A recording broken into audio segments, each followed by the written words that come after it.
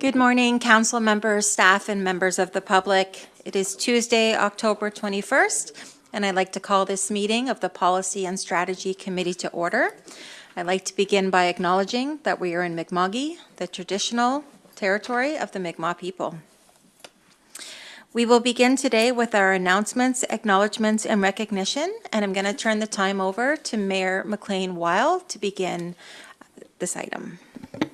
Well, this is, I think, a very significant day as we will sign with Nova Scotia Nature Trust the easement agreement that's been worked on for many years. I'm looking at Trudy and know that that with her leadership on this from a staff perspective, it has wound its way through the various, I would say, chapters in its history. But if we go back in the history of Cape LaHave Island, it goes back to 1604. Well, it goes back to our Mi'kmaq community who've lived there and used it as a fishing spot and probably a habitation spot for probably 11,000 years. And then Samuel de Champlain arrived in 1604. We always think that we associate him with other locations in Nova Scotia, but really his landing in Nova Scotia came in the LaHave area, and it's named after LaHave in France. So the connection there to France is very strong. The name still exists in France. You can go and look it up on the map. And that was settled by early settlers in around 1633. People landed in that area and set up a community in what we now know as Fort Point. But the islands, Cape LaHave Island was the largest of the islands, and so that was the piece of land where Champlain initially landed and declared and named. Then, of course, you know, we had in our history lots of wars back and forth between the French and English, but eventually the French gave up their lands and turned them through the Treaty of Paris. And I did my research this morning, folks. This isn't just off the top of my head. But the history is there, and it's the history of our community because Petite Rivière, you know, when you think about that, it's a very French name and is all tied to that early community because the early settlers settled on both the west side and the west side of the Petite River and along that area that we now know as West Dublin, Petite, and right through to Vogler's Cove area. And the early settlers that the land was then transferred to by the British Crown, King George III, took over the land, and it was assigned to a group of families in the area, and that's where we get into the common lands and the Lunenburg Commons Land Act, which became a real obstacle in the work that communities were attempting to do to preserve and establish an easement. So in 2023, if we leap ahead that many years from like the late 1800s when it was part of the community settlement through the Lunenburg Common Lands Act to 2023, when then the municipality could then be in a position to establish an easement working with Nova Scotia Nature Trust to protect Cape LaHave Island. But probably what's most important about the story, that's the history, is the connection that the community has felt all those years and the uses. And we giggle a little bit about them because, of course, it's a different time, and we don't think about cattle being ranging around on the island. But as recently as, you know, in the last year, we've had cattle on the island. That there's a long history of that. But in attending the meeting last May, a year ago, the discussion from the community about what was important to preserve on the island really speaks to the strong connection that not only the people of Petite and the LaHave area feel, but the broader community, because it's been used for recreation purposes for so long, that people have strong connections and memories of what life is like on the island and how it fits into their life.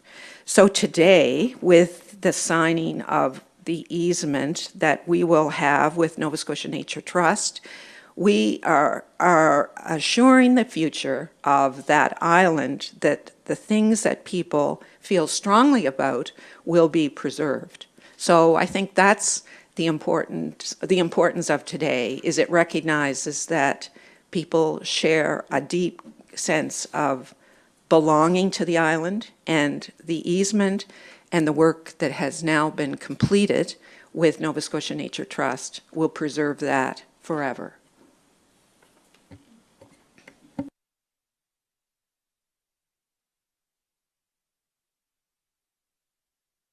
And we're going to invite Bonnie Sutherland, the Executive Director with the Nova Scotia Nature Trust, to come forward and say a few words.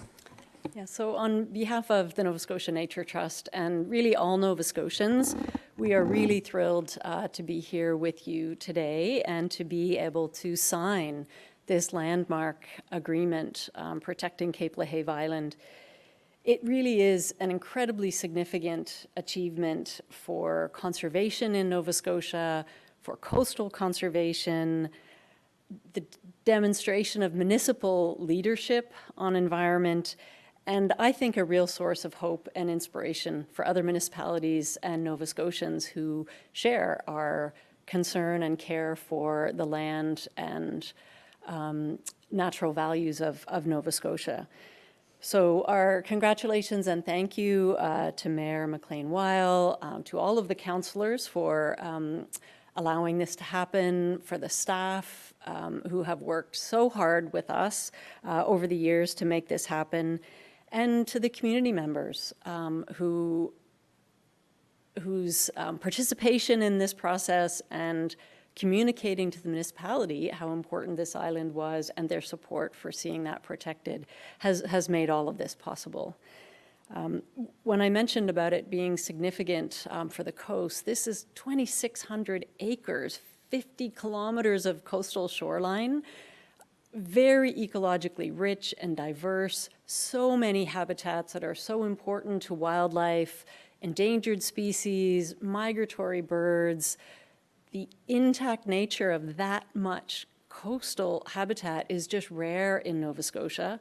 We know 85% of the coast is privately owned. Most of that is in these tiny slivers of private land. So the opportunity to protect intact coastal lands in Nova Scotia is rare.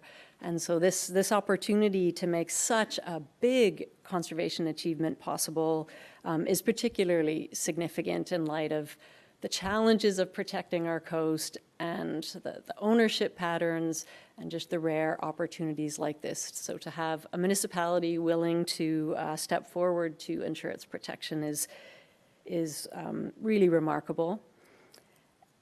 And the easement, as the mayor has mentioned, is not just about protecting biodiversity and mitigating climate change impacts, which we know are becoming only more real and prevalent. We know protecting nature is one of the best solutions to mitigating some of that impact.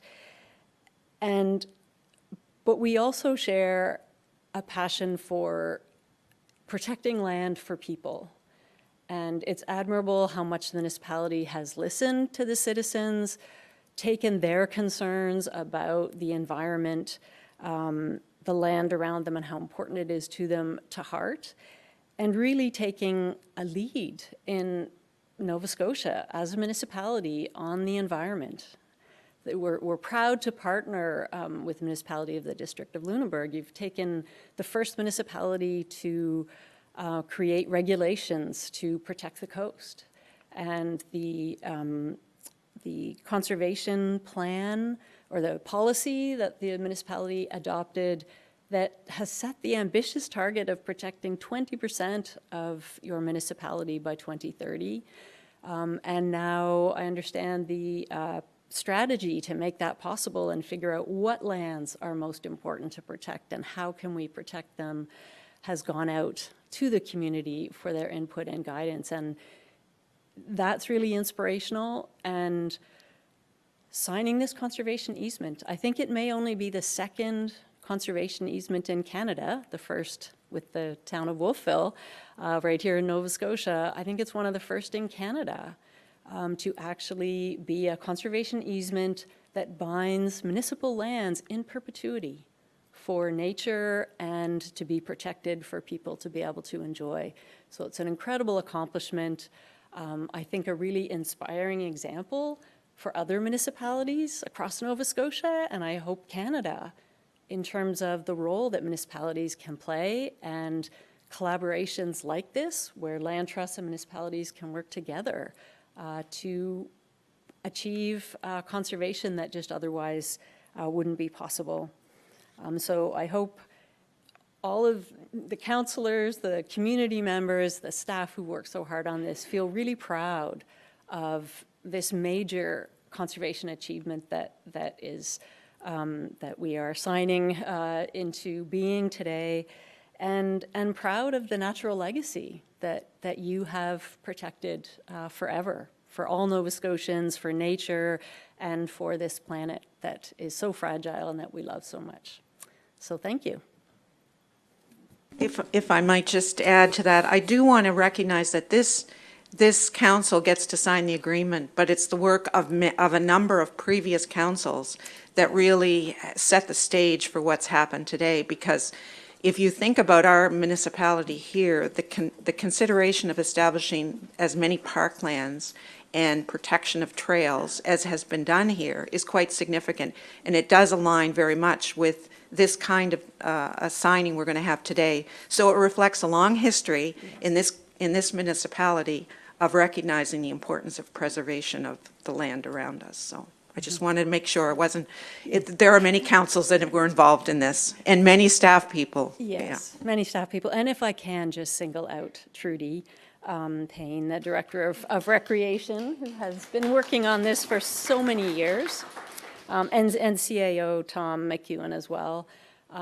It was very complicated, and it took incredible perseverance figuring out archaic tax or property law from the 1700s and how do we move forward. And it's been complicated and challenging and took a lot of perseverance, and I think that deep down belief that this is important and this is the right thing to do, and many subsequent council members over the years supporting it. It really is inspiring and admirable, so thank you again.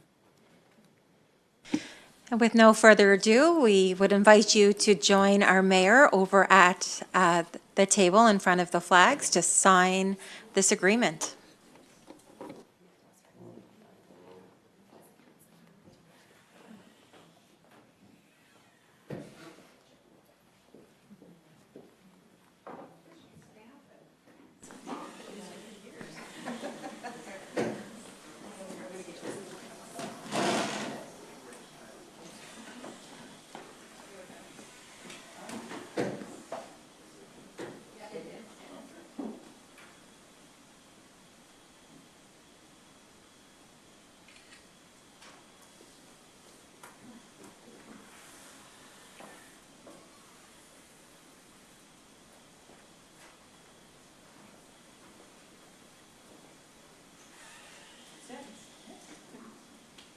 Well done. Yes, thanks so much. Historic day.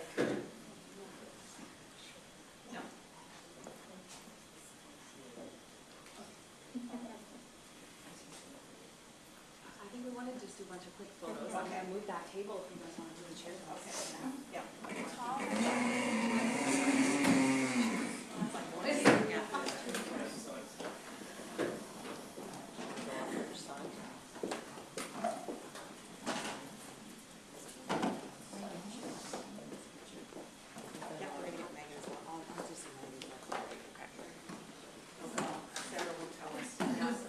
We'll do it everyone and then I'll pick the people up.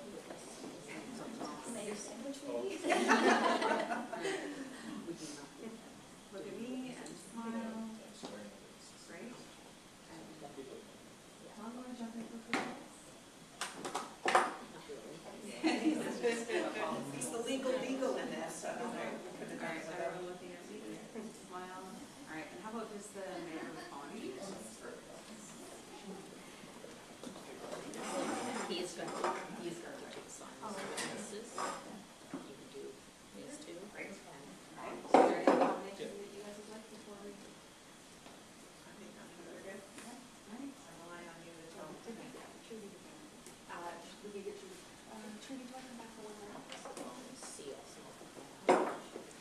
Days one, yesterday. Good week so far.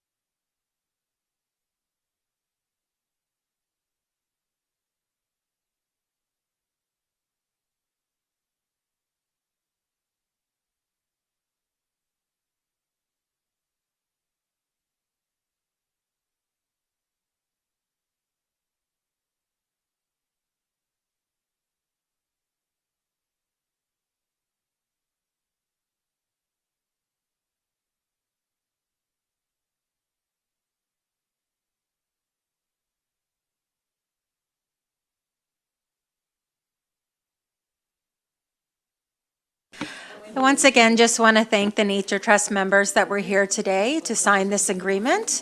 A once in a lifetime opportunity for not only the municipality, but for residents, for the future of residents to come long after our time. Are there any other announcements, acknowledgements, or recognitions? Councillor Reinhardt. Thanks. I would like to note that this week is Waste Reduction Week. So it's a good time to think about waste reduction and a circular economy, which basically just means repairing broken items and swapping clothes with friends, recycling, and trying to keep things in use rather than going directly to landfill. So in that spirit, I'd like to acknowledge a new community group in my area called Mending Matters. They had their first meeting on October 15th, which was well attended by community members. And it's basically a drop-in mending group. It's open to everyone. And you can come by, you can share stories, connect with your neighbors, learn some new skills, and keep some clothes or textiles mended and out of landfill. So everyone is welcome, and they meet every second Wednesday at the Broad Cove Hall. And the next meeting is October 29th. So if anyone needs some Halloween costume help, that will be there. A good time to start those fall cleanups. Councillor Bell. Thank you. In 1875, a group of community residents in Pleasantville decided to build a church in Pleasantville for the Baptist congregation. This past Sunday, that congregation celebrated their 150th anniversary. They didn't have any of the original members present, but they did have some that were there for 70 years. But one of the oldest surviving members shared a story, and I wanted to share that with council. During the 1960s, and I'm not sure the exact date, so I'm not going to say the year, but it was in the 60s, the congregation wanted a basement so that they could have a community space other than the church itself. So they required that the existing church be raised up in order to construct a basement. But they were limited on funds, but they had the belief it could still be done. Now, this was before the days of occupational health and safety. Standards came in Nova Scotia. So the women of the congregation said, if we could dig the basement by hand, would you entertain putting the foundation under it? So they decided that each day during the summer, 6 days a week, they'd show up with shovels and buckets to remove the soil around the structure. And on the weekend, the men showed up to jack the church up 2 or 3 inches at a time. And then the following week, the women would start digging again. That included going under the suspended structure. They removed every bit of soil and ground gravel by shovel and by buckets and piled it beside the church. The men come back several weekends and jacked it up until it was high enough to build a foundation under it. Then they lowered the church back down, and then they told the women, it's your turn to backfill. So that actually happened. I never knew that. And so I just thought that was an amazing story. And you and I both know that you wouldn't be allowed to do that in today's world. So I just wanted to share that. I hope that gets recorded somewhere so that in the next 100 years, somebody can look back and remember that as well. Councillor Moore. Thank you. I would like to recognize 6-year-old Ethan Callback for his 6th birthday. He did not want gifts for his birthday party. He just wanted food donations for the Anglican Church Hall Community Pantry cupboard. Him and his family showed up on Sunday with a huge box and a large bag of food and supplies. Thank you. Are there any other announcements, acknowledgements, or recognitions? Okay. There's nobody in our gallery for public input today, but I'd like to remind the public that public input is one of several opportunities for the public to engage with council. Residents are welcome to use the public input portion of the meeting to share their thoughts with council on municipal topics that are important to them. Are there any changes to the agenda? Madam Chair, we've been notified by Engage Nova Scotia Erin Wynn that she thought the presentation was 10:15, and so she won't be here for approximately another hour. So we'd asked to move the presentation to that time. I think we can arrange that. Can I have somebody approve the agenda? Motion approved by Councillor Bell, seconded by Councillor Brooks. All those in favor? Agenda is approved. Are there any business arising from the minutes? I'll look to our Deputy CEO to confirm. No, no public input on that day. So with the presentation moved to 10:15, we'll continue down in our agenda under staff reports, and we have the administration department presenting on gender-based violence epidemic and municipal roles. You didn't approve the minutes as read. Oh, thank you so much. Are there any changes or errors, omissions to the September 16th minutes? Seeing none, we'll call those approved. And now we'll turn it over to our administration department to present on that. And we have our Deputy CEO, Alex Demerick.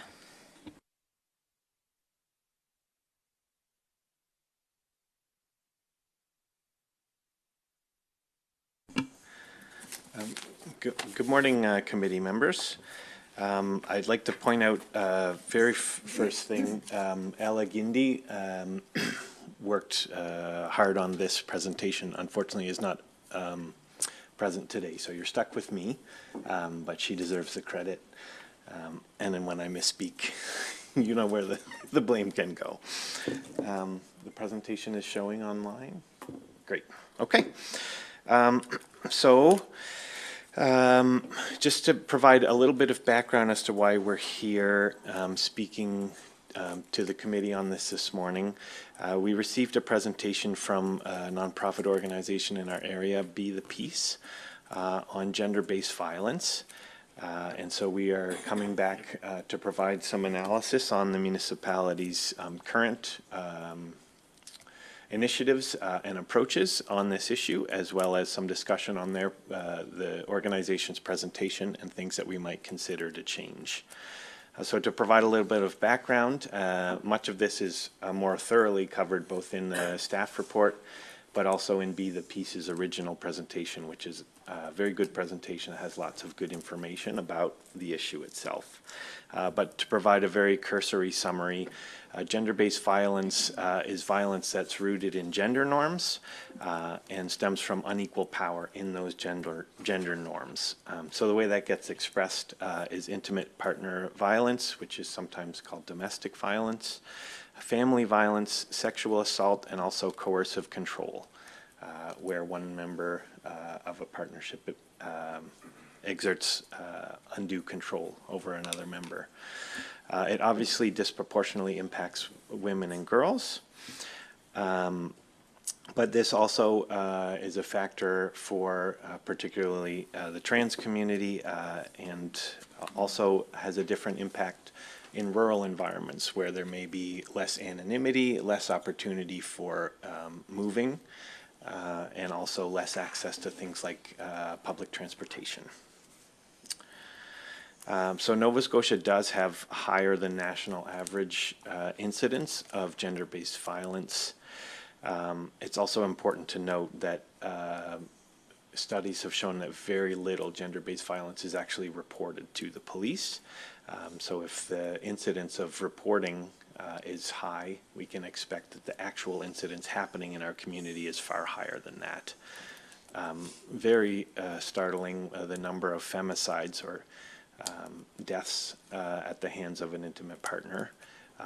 So the 7 occurred since 2024. And Nova Scotia also has the highest rate of human trafficking in Canada.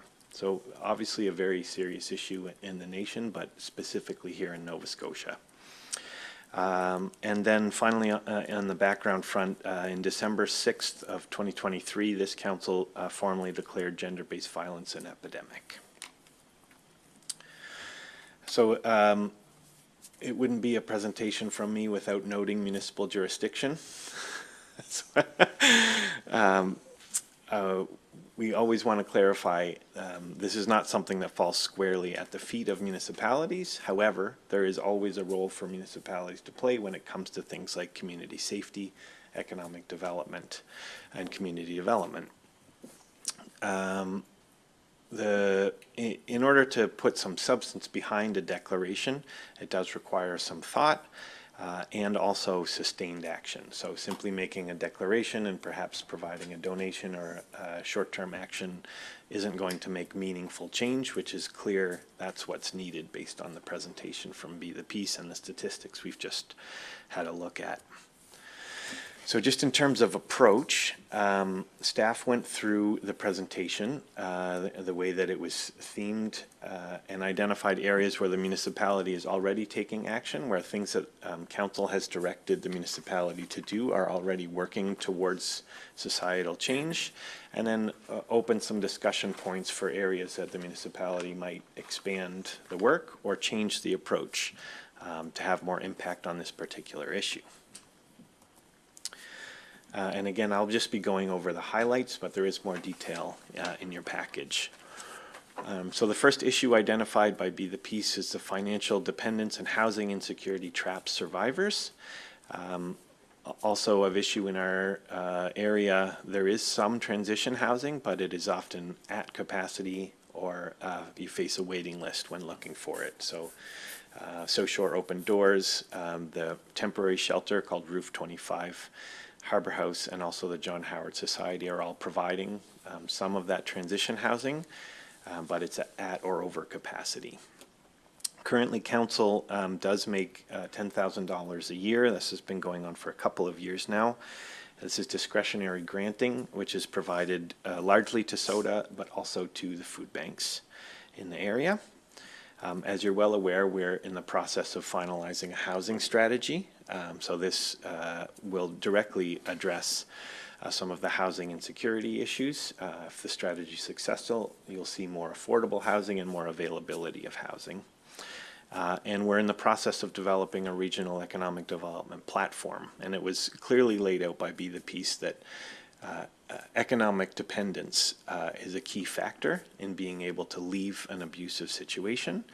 And so creating more economic activity is critical, and ensuring that that economic activity, that there are avenues for women to access economic opportunity will be really important.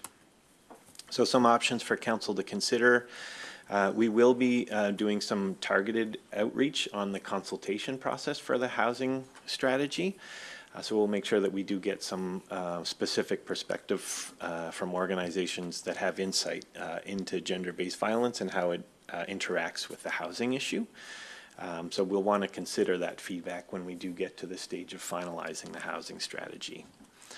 The municipality can also take advantage of the MODL 2040 work, the comprehensive land use planning, and be aware of how development rules can impact access to housing. So some examples of ways that the municipality has already done this. There used to be a bylaw in place that severely limited and or prohibited land lease communities, more commonly known as trailer parks. So it's a way that municipalities historically have used either intentionally or unintentionally development rules to exclude more affordable housing or types of housing that's sometimes seen as less desirable, but is certainly more accessible. Also, there have been land use plans that have restricted or prohibited in many areas things like transition housing. So being mindful of those types of regulations can have an impact on the ability of people to flee dangerous situations.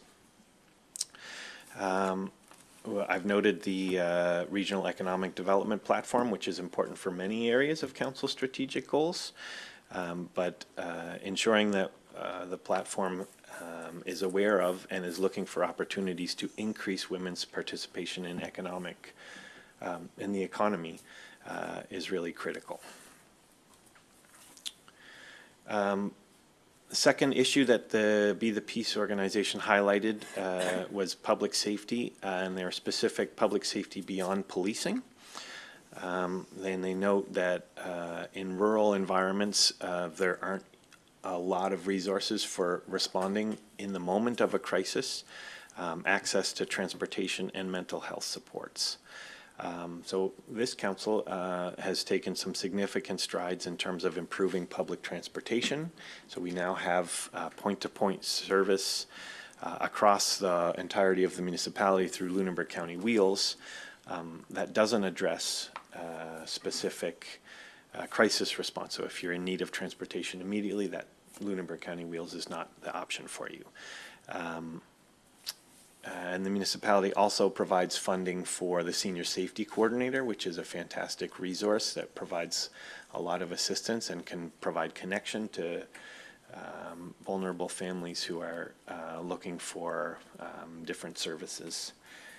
So they do fantastic work, and this council has supported them in the past, including an increase to their funding in the previous term. So some options for council. The Senior Safety Service is, I believe we actually have an update on it later in the agenda, but they are responding to all kinds of calls, and they are at or over capacity.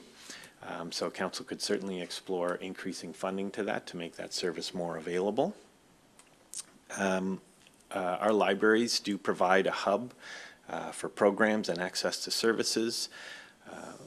We currently have a community hub under construction, so there is some opportunity there for us to continue to expand inclusive spaces and opportunities for more programming and support.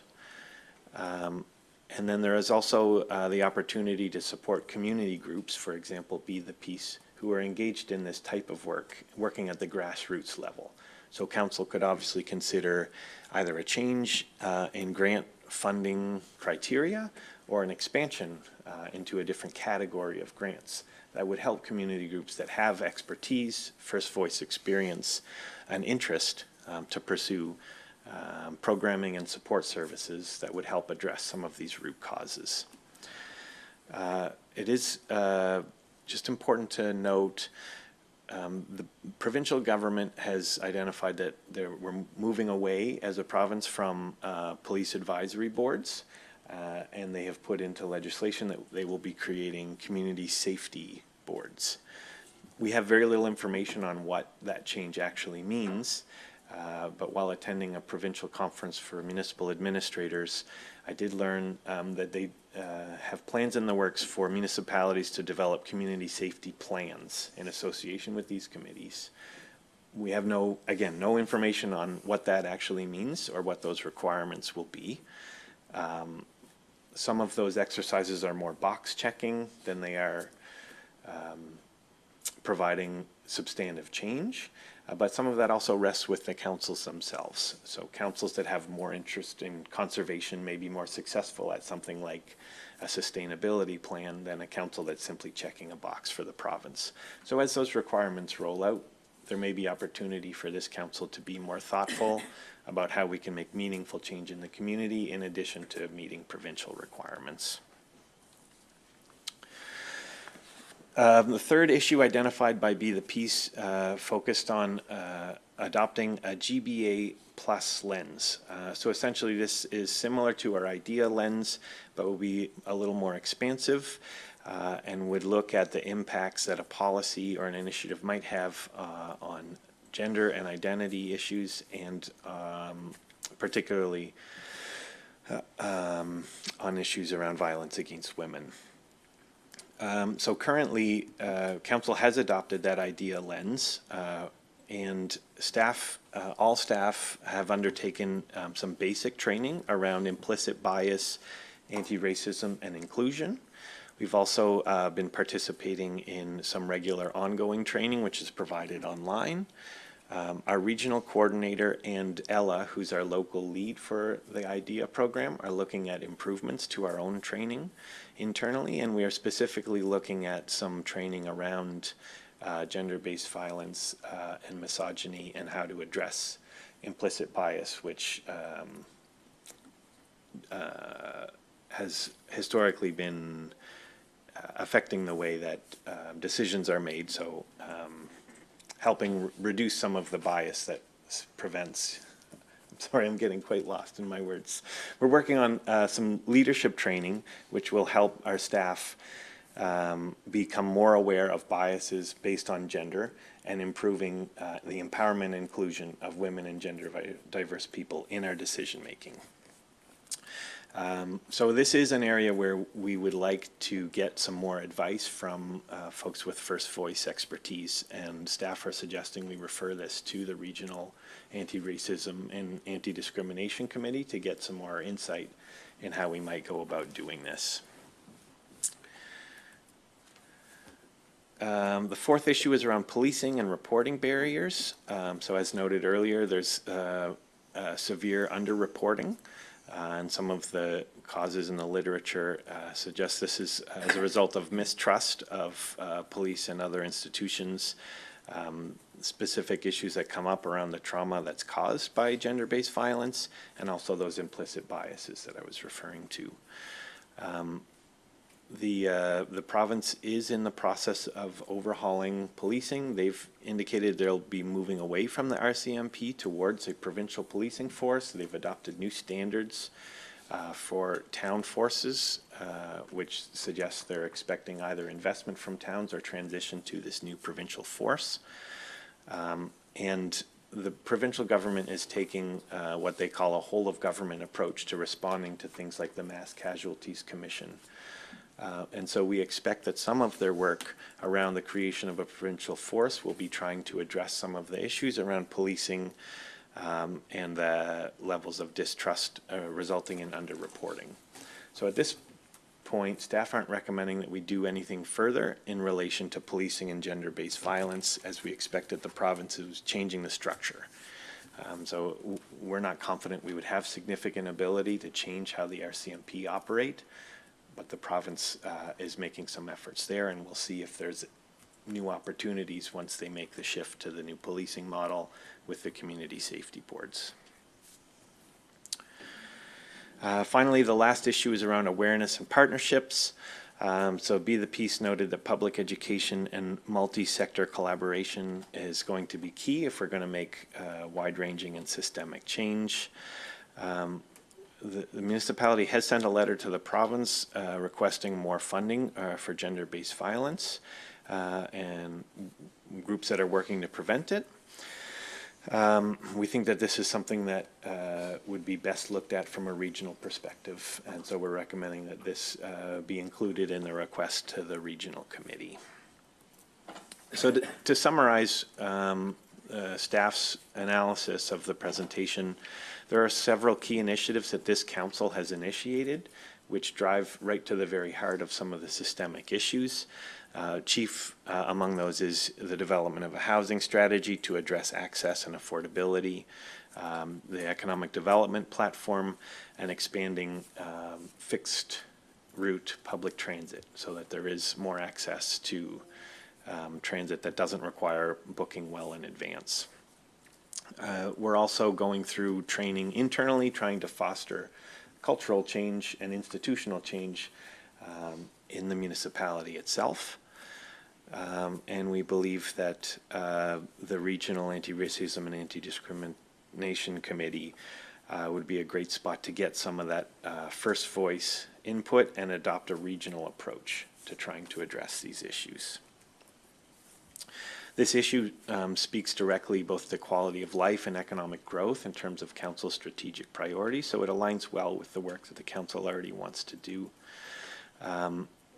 Declaring gender-based violence as an epidemic was an important step, but as noted by Be the Peace, it was a symbolic step. We have some work underway, but continued effort is needed to change from a symbolic gesture to substantive action. And so we see the key points there being the referral to the regional committee, continuing with our training and development, and then considering how we can target community investment to help grassroots efforts to address the issue. And then we have 2 recommendations for council to consider, and I'd obviously be more than happy to answer any questions and support council's debate and discussion. Before putting the first motion on the floor, is there any questions for Alex regarding his presentation? Mayor McLean-Weil.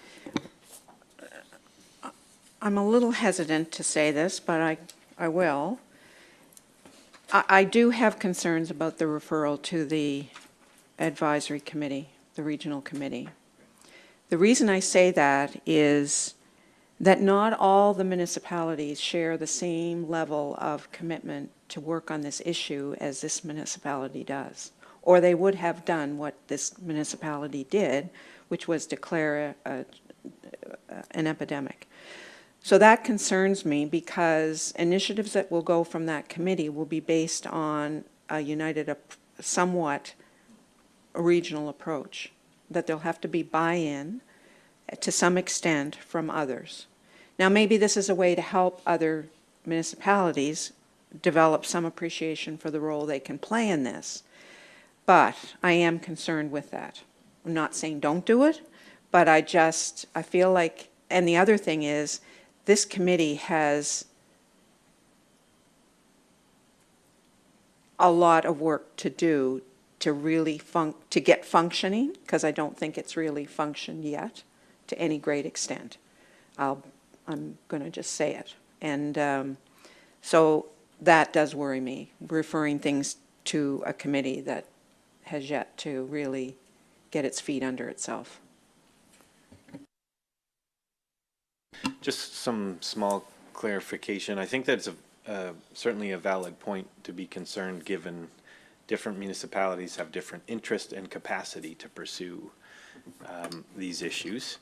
And MODL has been more progressive, I would say, than some of your neighbors. So an accurate statement. Particular areas that MODL staff would like support and advice on is around the GBA plus lens and how we might apply that to our own work.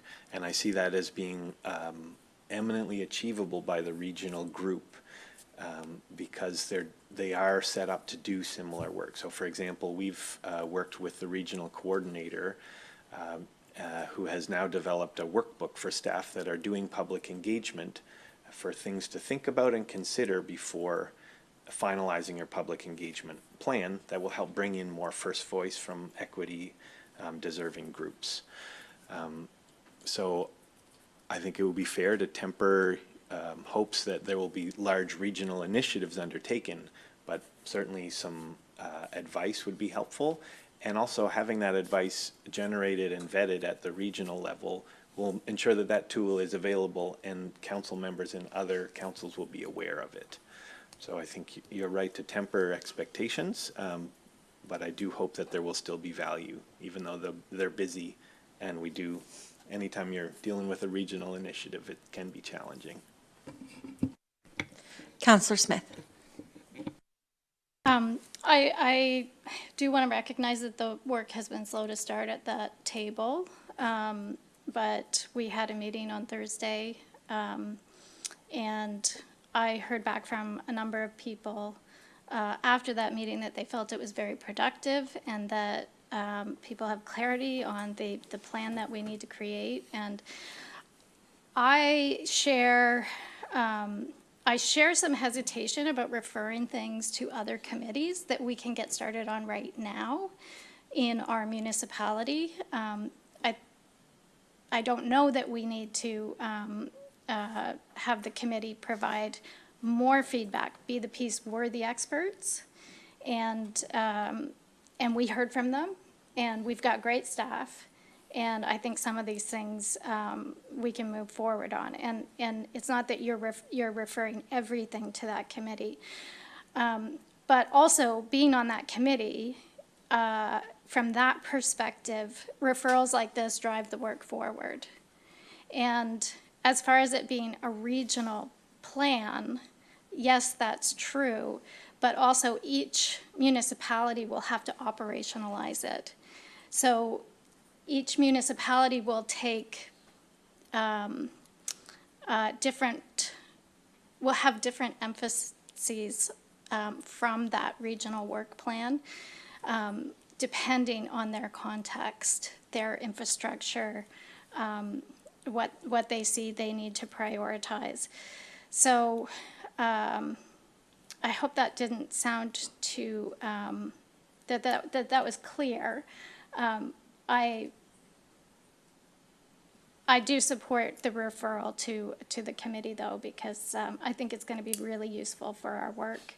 And I think that also for Be the Peace, you know, they presented not just to us, but I think all the other councils in the area. So they're looking for a municipality to take some leadership. And I think that, you know, we're doing that by sending that to this table. And I think it's an opportunity for the work to have greater impact. Councillor Smith, would you like to put that first motion on the floor? Were there other questions allowed? Oh, yes, sorry, I didn't have any other. Before we do that, Councillor Brooks. Thank you. Through you to the Deputy CAO. Are our neighboring communities who are not joining up with this at the moment, are they in concurrence that we're in an epidemic at the moment? I'm actually not aware if other councils have seen a motion come forward on that. It appears Councillor Smith is more informed on that than I am.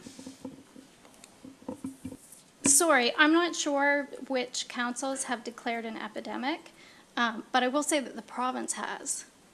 So there is some, you know, consensus on this, and that we should be working towards it. Okay. And then I guess the other question that I had for this council is, if you can please explain to me just a little bit about the process of declaring an epidemic, what sort of, you know, fact base that we're using on that, and what liaising with the RCMP and the other offices so that we collectively declared this epidemic. I just would like a little bit more clarification of that. By collectively, you mean as a council? By all the stakeholders who are involved in gender-based violence and who are out on the streets working on that. Sure. Okay. It was an item brought forward by an individual council member, but in response to requests from community groups. And it was on the basis of some of these background statistics around the rates of gender-based violence in the province, human trafficking, and the number of femicides that had been occurring. Combined, I guess, with the fact that we know it's severely underreported. Right, yeah, sure, and they all contributed to that. Do we look at that? Do we review that? And once we've declared that epidemic, is that in perpetuity, or is there any review of that? How do we go back and analyze that? That's an excellent question. So if we were to establish a formal strategy, we would be looking for example, key outcomes. The presentation that you'll see later on in the agenda, we hope will help us provide some benchmark data relating to quality of life. On housing, for example, we've developed that draft strategy which identifies two key variables around the gap between how much average market prices and average household incomes are, for example. But we don't have something similar established for gender-based violence. I just want to say that I am absolutely in support of what our municipality is doing in terms of transit and economic development and housing strategies. I really think they are some of the core issue. When I hear that this was declared as a, pardon me, I'm not sure what the term was here. It was, the declaration was, I don't want to say performative, but what the term that Be the Peace used. But it feels like it's not completely without implications for our staff and for our budget.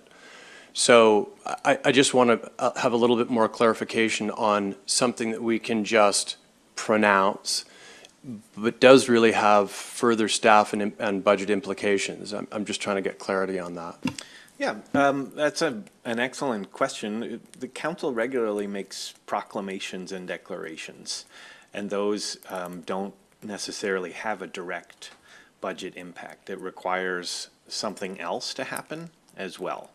And so that, I believe, is something to do with why Be the Peace was coming with a specific presentation to prompt more thought and more discussion about what form that might take. I think if you look through, and as the staff report does, it identifies areas that overlapped, but there wasn't a specific focus on gender-based violence. Work that council had previously directed around inclusion and anti-racism covered some of those issues. So we had some specific implicit bias work underway. And council's interest in broader economic issues, quality of life, access to critical things like housing and transit are addressing root causes. But the Be the Peace presentation is serving as that call for more discussion and thought about whether or not the municipality wants to be specific about following through on that action. Continue, we have several speakers. First, Councillor Oikel, then Councillor Burns, and Mayor McLean-Weil. Thank you. I totally agree with us doing something, for sure, but I just want to remind us that violence against women and girls and everyone has been a century problem in our world. And the fact that we have an epidemic, we don't have an epidemic. It's the same thing it has always been. It's just that now we're more aware of it. People aren't hiding it. People aren't ignoring it or thinking that it's normal or okay, right? And that people are reporting it. So at least we are progressing, right? But one of the things that I think that even though we have written a letter to the provincial government, I think that we need to remember that it's an educational and it's health-wise, which has to do with the province, and it's also criminal, which has to do with the federal government, right? And that I think it would be also a really good idea to write a letter to both of those governments, officials, ministers, and departments, and ask them to come up, not just to give money, but to come up with an educational program that targets the youth, the children, because that's where we need to start too. We need to start in helping them to become aware that certain behaviors are inappropriate and aren't right, because I just really think that that's something else that is something that we can do, and to ask them to consider. We can't tell them what to do, but we can ask them to consider and come up with programs and education through ads, through whatever that needs to be to target the youth of our country, because it's not just in Modal, but it's everywhere. Councillor Burns. Thank you. I just wanted to say, I'm going to vote in favor of the recommended resolution, but the reason being is what this is doing is pushing the conversation into more rooms, and having more conversations sheds more light on the issue. It raises more awareness, it brings more solutions together, and it brings more people into the process, which is what you need on an issue where largely these things have been happening in silence, and that's part of why they continue. So as a council, if there are decisions that we still want to make, we don't have to wait for this committee. We can continue to show leadership on it, but I think we're also showing leadership in bringing the conversation to another table. And so for me, it's not one or the other. We're not punting this down the road. We're saying we can do this as it comes forward, and also we'd like to be having the conversation here with the other regional partners we have, like we do on other issues, and how is it that we can also act there or act concurrently with what we're already doing. To me, it just is a positive thing on this issue to have more conversations in the open with our partners about it. Mayor McLean-Weil. Just on the point about the epidemic, I think, as I recall from the Be the Peace presentation, Sue Bookchin, who's worked in this area for many years, I think she said more than 30 years, and they are viewed as quite an expert group within our community, said that she didn't feel that the mark had changed at all in terms of what the level of the numbers around this. So I know that that the word epidemic does create some issues for people. But when you think about our community and the deaths that have occurred here, whether it's epidemic or not, it is a reality that's very visible in our community and has been for a long time. I remember reading a book called Life with Billy, and those of you who know that story in our neighboring community, which abuts right onto Lunenburg County, of the femicide that really drew attention in the 70s to the issue of domestic violence, a horrific story that went into film production as well as what was captured in the book. So, you know, we can, whether we say there's an epidemic or not, this community, being this area, has some really awful stories. And this discussion raises it to a different level in terms of actually saying, we see this as something that we need to factor into our decision-making and think about how we can support in a really significant way as we move forward.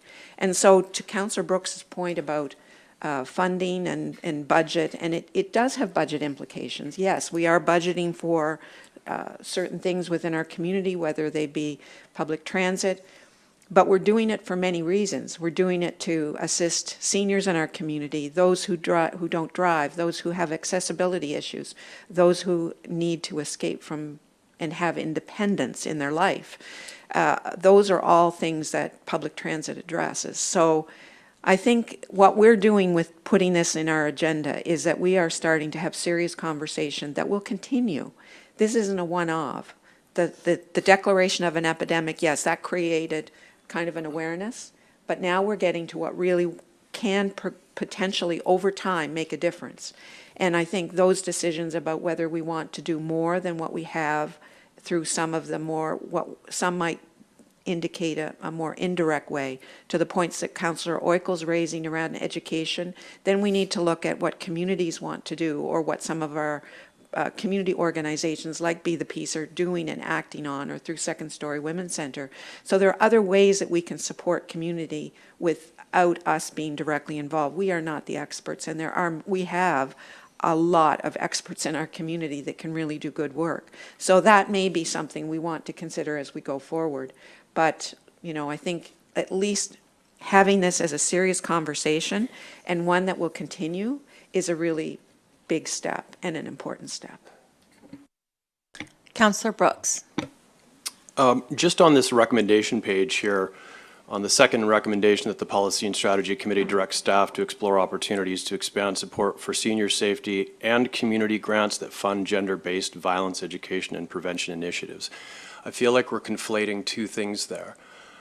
Without further clarity on what grants to support gender-based violence education would be, I wouldn't be able to vote for that, although I am completely in support of our senior safety program. And when I think about our community at large, and the statistics that I've heard, our biggest danger and our biggest necessity is senior safety. So I would need to see that expanded for me to understand what that might mean. Right at the moment, that's hard for me to do both. I appreciate the point, Councillor Brooks. I think the structure of the recommendation is to identify that we don't have that information. So we did an analysis of the presentation that we received and tried to be thoughtful about how the municipality might have the most impact. That's an area that we don't have an answer to, and so we've put forward a draft recommendation that would give, the committee would be giving staff direction, go ahead and look at what that would look like. And so that would come back in advance of or part of your budget discussions, so that you can assess, is this something that would be effective and impactful or not? So the direction is simply to look into how that would happen. Similarly, on the senior safety side, we're one of several funding partners. So us increasing funding on our own may not be super impactful, but if we have direction to go ahead and look at that, then we can lead the discussion about everybody chipping in so that we can expand their capacity. Councillor Smith. I just want to respond to a couple points and thank people for their comments. I think around something that the mayor said around, we invest in these things and they don't just help women who are at risk of violence, they help other people. And, a frequently mentioned tenet of community development is when you lift up women, you lift up the entire community.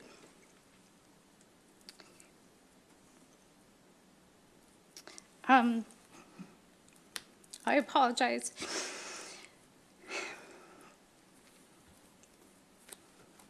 But I'm just going to take a minute.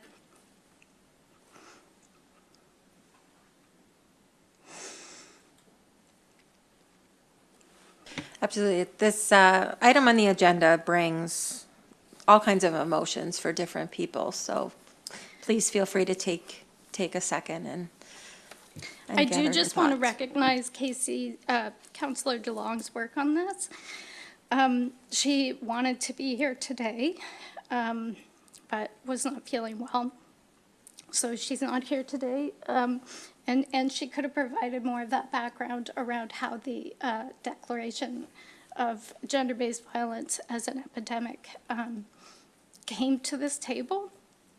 I can say that at the time that she was working on it, I was sitting on the board of the Second Story Women's Center, and she was very well supported in bringing that declaration forward. And I was at tables where experts were there with the information needed to back up that declaration. It wasn't something that was performative. It had a lot of weight behind it, and it had decades of organizing from women's groups, from transition houses, from sexual health behind it. And I'm very proud of the work that Councillor DeLong did in bringing that forward. And happy that we can continue that work at this table. And the last thing I'll say is just around gender-based analysis of the work that we're doing. It's really important, especially when it comes to budgeting. We want to make sure that when we look at our budget, we can see how the money is supporting women in our communities and their families. And I think a lot that we do does indeed support that. And what you've brought forward today around transportation and housing, it's super important that we have that lens whenever we go out into the community and when we decide how to spend our money. And just on the last comment I wanted to make was the mayor had brought up Jane Hirschman, and Queens County there's second stage housing now being looked at in Queens County. A community group is looking at establishing apartments of some kind for women and children leaving transitional housing. I know that the municipality is a huge supporter of that in Queens, and it's going to be called Jane's Place. Is there anyone else wishing to speak before we put the motion on the floor? Councillor Bell. I want to go on record of saying that I do support this fully. I avoid talking because I didn't want to be emotional. But in my life of working as a paramedic, unfortunately, I ended up in these situations that's hard to forget, including those that included death in this municipality. I try not to talk about my former employment, but This has to change. And if we can help, we need to do everything. Thank you.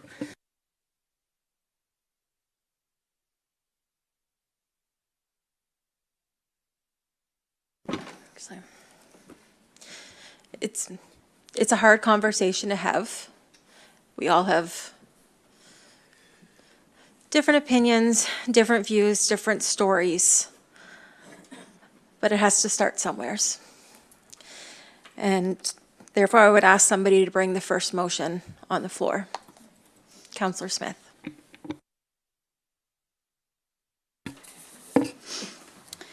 To the Deputy Mayor, Mayor Vino, and members of committee, I move that the Policy and Strategy Committee recommends to Municipal Council that the presentation from Be the Peace Institute be referred to the Lunenburg County Anti-Racism and Anti-Discrimination Advisory Committee for advice on how the municipality can best support the elimination of gender-based violence.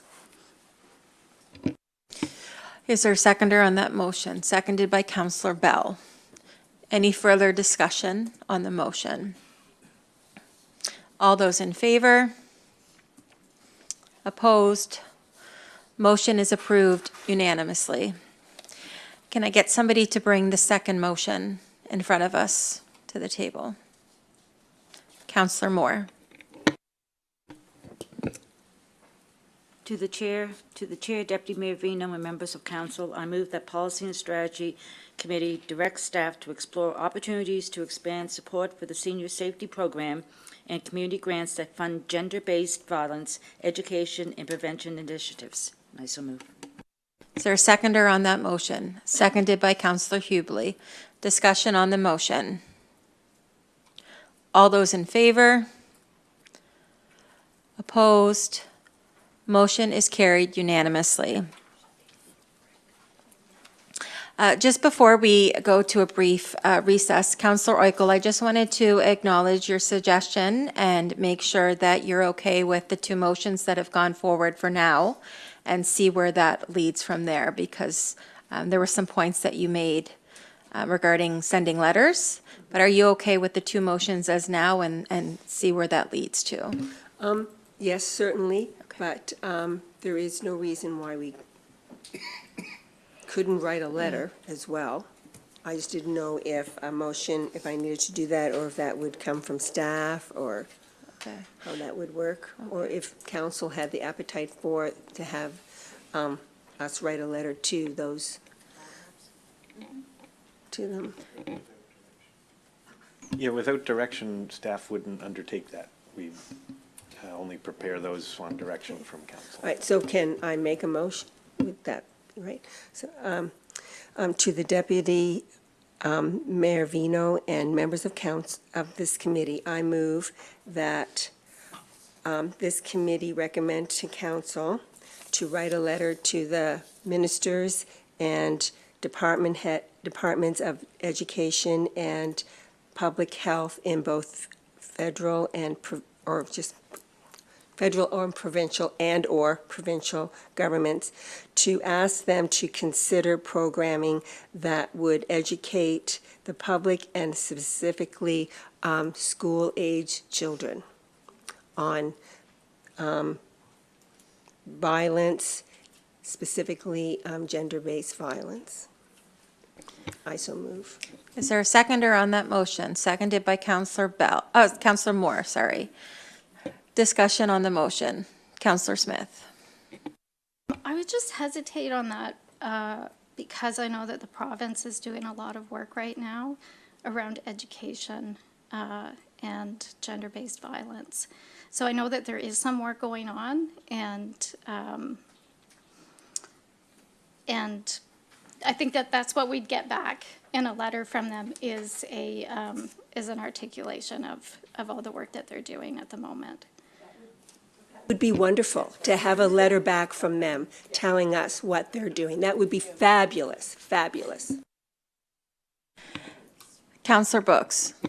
So clarification, is the letter then to ask the province what they are doing? Because I could support that. It would be for them to consider programming specifically for children in education. To Councilor Oracle, through you, do we know what elementary schools in our municipality are doing presently? No, we don't. That's why I said consider, rather than telling them what to do, because perhaps they already are. And in their letter, they could then say, we are presently doing blah, blah, blah, blah, blah, blah, blah, blah, blah. But if the word considering isn't a good word, I just think writing a letter and letting them know, because that is something that we can do, and it puts it back for all of Nova Scotia, not just being concerned for our own municipality, because we're all connected. We're all connected. So it sounds like it's not only speaking in favor of it, but finding out what's currently happening at that level and sharing that back with us. And I just want to make sure that's reflected in the notes staff have taken on that motion. Okay. Any further discussion? All those in favor? Opposed? Opposed is Councillor Brooks. Motion is carried. We'll take a brief 10-minute recess, and when we return, we will have our Engage Nova Scotia presentation. Thank you.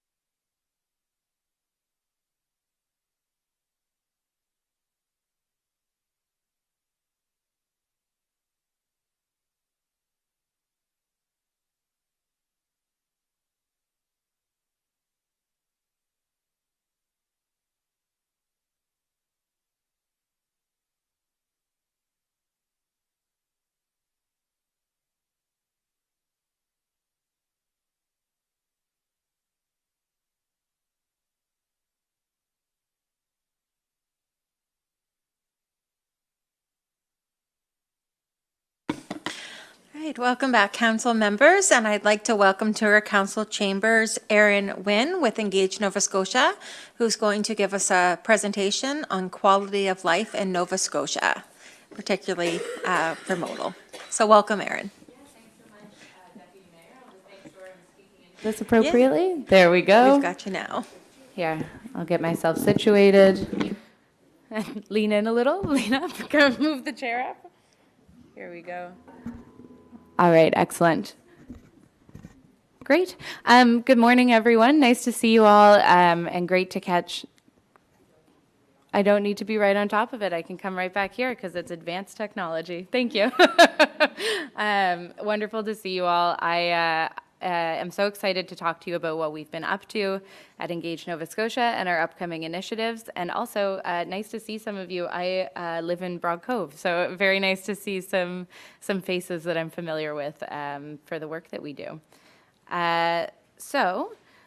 Today, I know we have just a short amount of time, so I'll be covering our work to date and the quality of life movement, how it's been represented and what's going on in the quality of life movement in Nova Scotia, and the upcoming quality of life survey that will be operating across the province. Every household in Nova Scotia will receive an invitation to participate, and ideally we'll do a really excellent campaign and get a lot of results from Modal so we can bring those data points back to all of you as councillors. So before I get started, if I could just have a quick show of hands, has anybody come across the work of Engage Nova Scotia before or feel familiar with it? Wonderful. Okay, excellent. For those that haven't, happy to have you on board. We have been operating for 12 years. We're a nonprofit independent organization. We receive funding federally, provincially, and municipally, as well as from some private donors. So we're able to do the data work that interests us, but as an independent org. Our primary mission is to advance quality of life of Nova Scotia residents, and to try and create a more vibrant, inclusive, equitable, and resilient Nova Scotia for all. And so something that I really think of when I look at this is like the term resilience, I think, is feeling very present for all of us right now, with the multiple crises that Canadians writ large are facing, but that we are facing in Nova Scotia and in rural Nova Scotia in particular. The really interesting thing that we found, we did a pilot study in 2019. We did 100,000 invitations, and we had a 16% response. We were told to expect a 2 to 5% response, so that's also really encouraging in terms of Nova Scotians wanting to engage with this topic. But what we saw was that not only was quality of life defined differently than purely economic success, but we also saw that quality of life was not only high in areas that had economic success. So when we're looking at resilience, these things like community vitality, connection, how we're engaging with one another and the systems we belong to, those are the things that we can identify and ideally replicate across Nova Scotia in these villages, hamlets, rural areas in order to, really make folks more successful, thrive, and also more responsive when things go wrong in communities, when wildfires happen. If you're close with your neighbors, it really matters. So the Nova Scotia Quality of Life Survey will be going to all residential addresses, which right now is around 433,000 in Nova Scotia. They'll receive 2 invitations, so an initial invitation and then a reminder. We also have a community outreach team and community partners such as the United Way, CCTH, and their library system is supporting us. And many other groups across the province will be hosting survey completion events. And that's just because we know that not everyone gets excited about or has time to answer a survey that arrives in their mailbox. It's sort of a small subsect of probably many of us in this room that would be excited to receive it, but not everyone in Nova Scotia. So we'll be having an outreach team to create initiatives and incentives for folks to participate. We'll also be doing broad media engagement and amplification. We are intending now on a launch around January 19th for this first wave of invitations.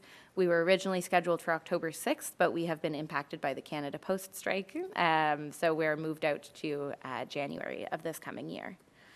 The outcomes are that we will have demographic and geographic information about neighborhoods, villages, and municipalities across the province. Something that we're really excited about that we are able to do this year around is actually zoom in, not just to get information on the level of like, okay, how are women in Nova Scotia experiencing life, but we can actually zoom in and look at specific neighborhoods and how people within those neighborhoods or communities are experiencing life. And that gets really exciting because then we get to see, yes, where there are challenges, where there are gaps, but we also get to see where those really unique strength centers are, and ideally identify what's going on in those communities to support that. So we'll be creating specialized detailed reports on regional economic areas, municipalities, demographic communities, and again, strengths and challenges across the province. The image that you see, that's the card. You'll all get one in your mailbox, ideally. I recommend filling out the survey. The survey is based on the 8 domains of well-being. These have been identified by the Canadian Index of Well-being, which is our national partner that helps us design the survey.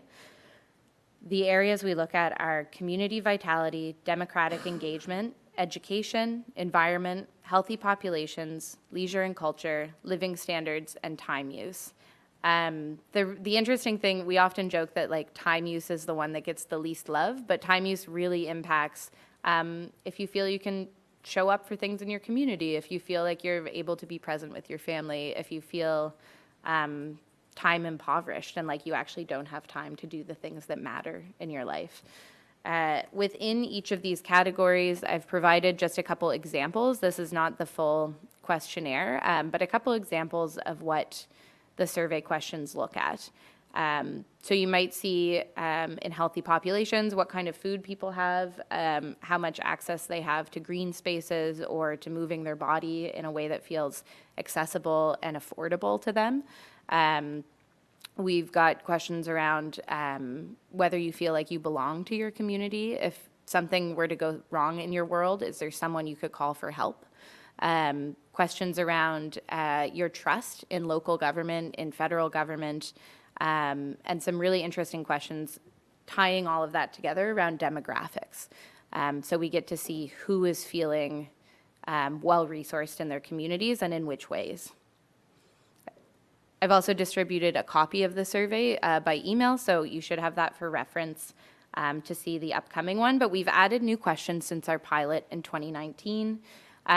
We've incorporated through comprehensive community needs assessment these new areas, so on housing insecurity, affordability in general, intimate partner violence, which we worked on with the Status of Women Provincial Committee to look at how we're asking questions about that, family physicians, upgrading opportunities, digital inclusion, sources of opinions and information, and confidence in results of election under democratic engagement, so looking at those kind of trust levels, because we know that those have changed since 2019. We know that trust is a really important factor in how much people feel involved in their local government, as I'm sure all of you know and have experienced. Buying local, climate change perceptions and experiences, mental health and addictions, and then we're really looking at something that's ACOA has really helped shape for us, is hybrid work experiences, remote work, work sector and work type, and really looking at how that influences rural Nova Scotia in particular, because we're seeing this change happen where remote work has like created more access points and hybrid work for rural spaces, and there's potential for that to be something that's really well supported and actually can create more innovation in our province, as well as greater in-depth personal characteristics. So we're asking about disabilities. The Historic African Nova Scotian group at the province has also helped shape some of our questions, and then different questions around sex, ethnicity, race, gender, et cetera. So the municipalities, the work that we're doing in municipalities and why I'm here today is that we think we have something that will be a really powerful data set for you folks to use, and we want to make it applicable to your needs. So this will be a first of its kind comprehensive data on, again, the villages, towns, and counties that comprise each municipality in Nova Scotia, including neighborhood level data. The insights into the demographic data, including age, gender, income, work sector, disability status, and racial or ethnic information, can also let us see a little bit more clearly things that we all know as people who work on the ground and who work with people in the place we live, but we haven't actually had statistical data to back us up. So the idea of creating these data sets is also that we're able to more effectively address the issues that are happening, because we can sort of pinpoint like, oh, we're really seeing that single parents are struggling, and we can identify the areas in which they're struggling and then ideally create programs and policies to respond to that. The other opportunity that we'll be offering on the other side of the survey is reports on specific strengths and challenges in your regions. So the reason that we wanted to bring all this up, I'll leave this. This is Jeff Gushu from Town of Yarmouth gave us a great quote. If anyone would like to send a quote along, please feel free at any time. I won't read through it, but just, yeah, we're really looking at identifying like what does it mean to live in this place, in this particular place at this particular time? And then how can we use that information to improve quality of life? So I wanted to share an example from our pilot project. We had really great responses in CBRM. Some of that is due to the partnerships we were able to create there and a really engaged council. So we brought our data to the council after 2019, and they were working on creating their new strategic vision for their district. Their strategic vision had 2 pillars, which were economic development and population growth. When we looked through the data points, and you don't have to get too deep into the numbers here, but the darker purples are concerns, the yellows are assets that each community has, and then they're coded against the provincial average. So we provided, I think we had 180 questions in our 2019 survey. We were able to share this data back, and then we coded out the specific assets and concerns for different groups living within CBRM. So we saw assets for older adults compared to the provincial average in lots of areas. The color coding is just because it's on each of those different domains is color coded differently. So we saw lots of, time use ability, satisfaction with life, sense of community, some concerns around healthcare services, confidence in institutions, environment. It was interesting in 2019, we also saw, Boat Harbor was happening in New Glasgow, and CBRM was having its own conversations about environmental health, so you can see those data points come out. When we looked at younger adults compared to the provincial average, we saw a really different story of what it meant to live in CBRM. So we saw a little bit more activity response in comparison to the provincial average, people feeling hopeful about their future in their work. We saw a lot of concerns, and those concerns really went along lines that felt to the council and to the folks that were there that day connected to time use and connected to affordability. When we looked at households with less than 40K annual income compared to the provincial average, we had almost exclusively concerns, and then only one asset, which was time use. A lot of the concerns that we saw in these areas were also related to like engagement in your community, sense of belonging, sense of your ability to interact with people in a meaningful way. So CBRM, as their outcome in their revised strategic vision, they included social inclusion was the piece they felt was missing from population growth and economic development. And that was sort of the way they put that data into action. By including that in their strategic vision, they've been able to integrate more policies that are aligned with social inclusion. So I'm just going to see, we have one little video. I'm going to see if it plays, and if it doesn't, we'll go right into discussion area. Oh, awesome. In Nova Scotia, quality of life is a point of pride. We are surrounded by beauty. We take time to have fun, and we care about how our neighbors are doing. Those are the things that matter, we say. Success is about more than just dollars and cents. It's about how we look after each other, whether the air we breathe is clean, and knowing kids like me have a future here.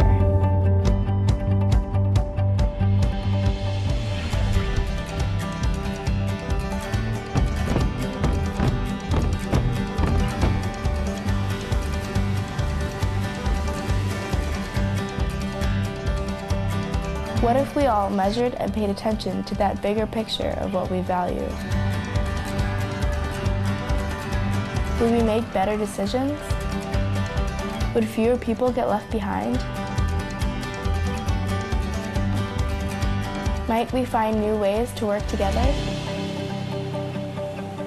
We think those are questions worth asking. What do you think? Find out more and join the conversation at nsqualityoflife.ca. And we'll play it 3 more times. There we go. Excellent. So that's the overview of the project that we've been working on. Again, we're launching in a couple months, and we'll be ideally bringing the data back in summer or fall of 2026. And the importance of me coming here today and the reason that I'm here is that we'll be sending out toolkits and promotional materials and hoping to have some community conversations while the survey is in the field. So wanted to share a bit about our mission, about what we're doing, about our methods, and I'm very open for questions and discussion. Thank you all for your time this morning. That was really appreciated. Thanks.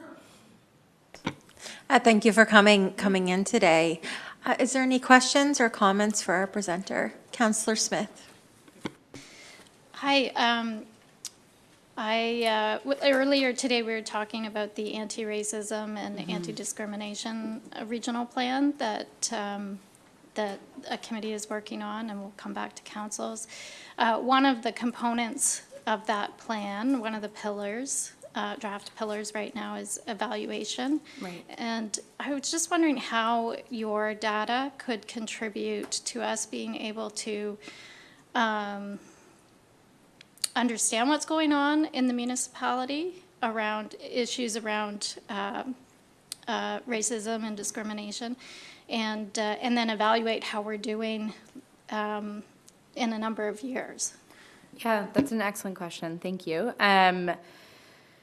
The first area that I think of with that is that our questionnaire will have questions around experiences of discrimination, experiences of safety, experiences of belonging, and also questions about perceptions of services. So the interesting thing about the survey, when we ask, are there services in your community? People aren't answering objectively. They're answering based on what they perceive. So something that feels exciting and interesting to me is that we can then look at, like, okay, who knows about these things that are happening? Who doesn't? And where's that gap? And how can we meet them where they are? So ideally, that data would be helpful in identifying how folks are perceiving the services that local government, provincial government, et cetera, are offering. We are intending to run the survey, this large-scale survey, every 5 years at present. It is, I think it's 185 questions, so it's a big survey, and it's a lot to ask of people. So we're also doing mini surveys that'll go out throughout the years in between the big survey. So ideally, we'll be able to look at those over time, look at those answers, and see if there's been change. The one asterisk I'll put on it is that the data we can provide to each municipality is only as good as the amount of citizens and participants that show up. So we're working really hard on that, but that's also something that I just want to shade the conversation with a bit. That we want to make sure we have those voices well represented also. Great. Does that answer your question well enough? Thank you. Councillor Oikel. I just have a few questions. If you're doing the survey in the winter, when will you have that information available to municipalities? How do municipalities access it? And will you need obviously you'll need some support from our municipality. And so hopefully we will give you that, because I do feel, I remember at a was engaged in Nova Scotia at a municipal conference I a believe our number of CEO years went, ago. Yeah, because I remember seeing a little bit about it, but we didn't end up getting anyone to come Right. for whatever reason. But it would be really good information to have. And I believe at the time, we didn't really have a lot that went out. A lot of people didn't respond from our municipality at that time. But I really think that if we can support you, that it would be a really good thing. So if you could answer those two questions, if Yeah. you remember what they are. Absolutely, I can. The first one is we are intending to have preliminary results released in the summer of 2026. So that'll be who answered from where and sort of first glance reactions. And then we want to have our in-depth reports released for end of fall is our presumption for 2026 as well. The specific municipal reports, we're working, it basically depends on if the municipalities ask us for those. We will have them back to you at the same time our major report is completed. And other than that, we're sort of doing it on a la carte. As people come to us, we bring it back to them. So very happy to, and we can stay in touch. My contact information is there as well. Yeah, the support, it's interesting. We're looking for amplification is really important. So amplification of the importance of our message, but then also we're looking for spots of integration. So places that people are already going in our municipality where we can meet them. And whether it's, the Bridgewater Farmers Market and say, hey, can you take 20 minutes and do this? And we have a small prize draw, but places that it would make sense to meet people in your municipality are really helpful for us to know. Because a lot of people will receive an invitation for a survey in the mail and it might go right into the recycling. So we're really thinking carefully about that and how to meet people. Councillor Reinhardt. Thanks. And thanks for the presentation. I'm really looking forward to seeing this kind of information because it addresses so many things that really do affect people's happiness and quality of life. And we don't always measure those things very well. You touched on this a little bit, but maybe you could talk a little bit more about your plans for outreach beyond the mail out. Especially, I'm just thinking of, there are some communities that are very active and then there are some communities that, there really aren't a lot of events going on. And also thinking about places where you can find people that don't necessarily go to those kinds of events. Yeah, absolutely. Like the farmers market is a good example. There's a subsect of people in each of our communities that would attend something. The outreach beyond the mail out, we are working, primarily we're doing a vicarious trust model. So working with groups, as I mentioned, like the United Way, like the Department of Education, like our local schools, to build on the relationships they already have. They may not know who Engage Nova Scotia is. And again, we're living in a time of really complicated trust dynamics. And we ask a lot of personal questions in the survey. So we're working with partners on the ground who are able to say, this is a survey that will impact how decisions are made ideally in Nova Scotia, and it's important your voice is recommended. We have a youth-specific outreach worker. We have an African Nova Scotian outreach worker, and then we have a persons with disabilities outreach worker. We received funding for each of those positions. And then we're also doing lots of general outreach with other groups. So right now, our approach is to meet people where they're at rather than hosting like Engage Nova Scotia invites you to a survey event, because again, you're going to get a specific group of people that are aware and interested in that. So that's where we're at right now. We are a small team. We're only nine staff members, so doing our absolute best to do a pan-provincial project of this size. And keen to hear more if anyone in this room has ideas about where we can meet people that may have a harder time engaging in a survey of this sort. Thank you. Mayor McLean-Weil. Just because I'm kind of a numbers person. Yeah, get into it. the statistical significance of the numbers, because I think one of the concerns that I had with the first study was it's self-selected, as is this one. And, you know, if we as a municipality are trying to use that data in a policy forming way,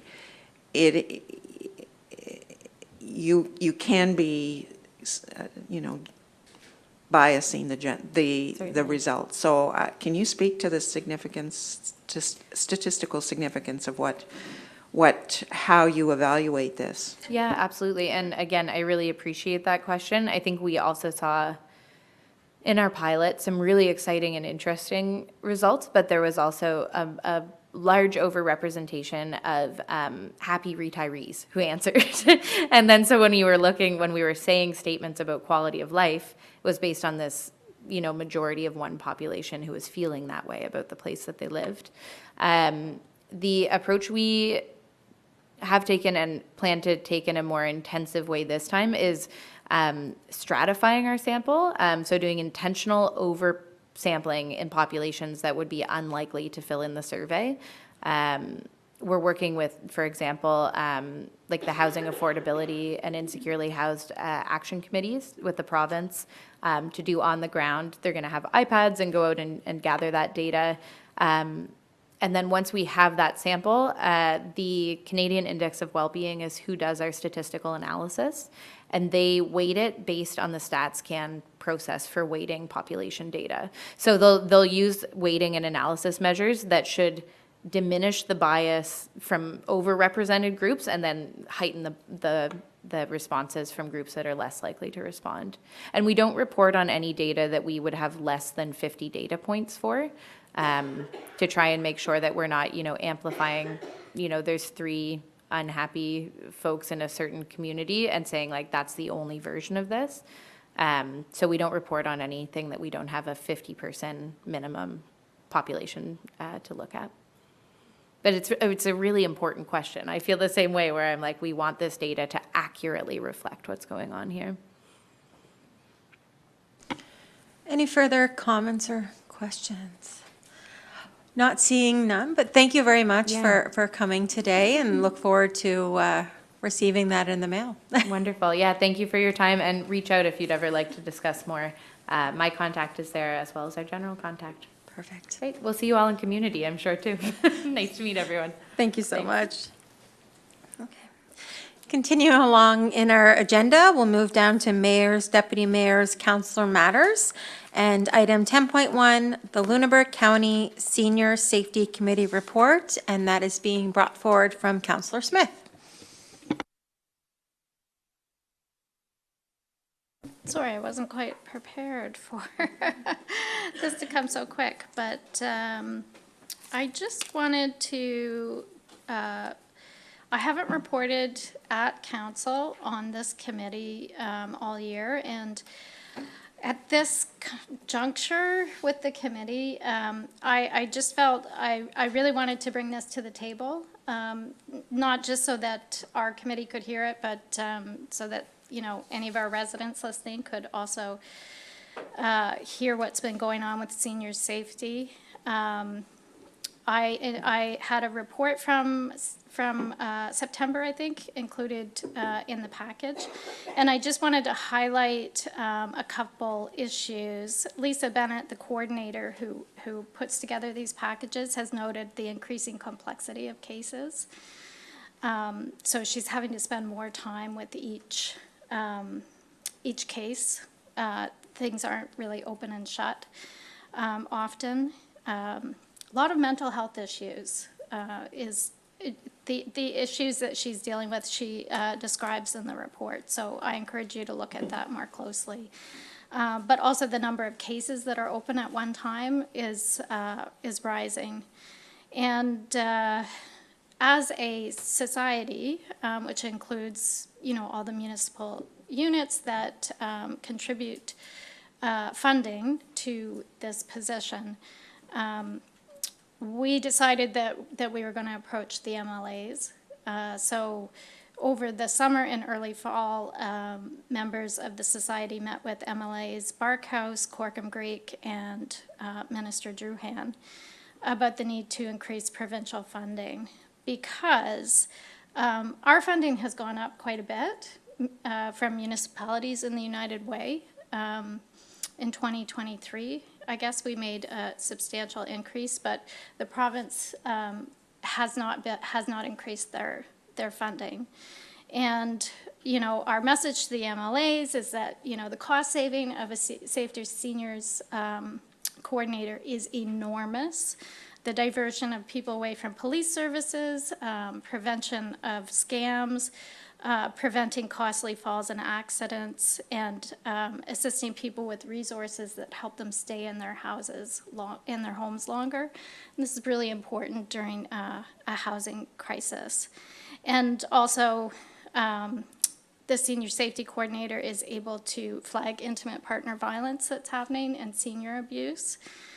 And in our area, like, one thing to keep in mind is that senior safety coordinators do operate differently across the province.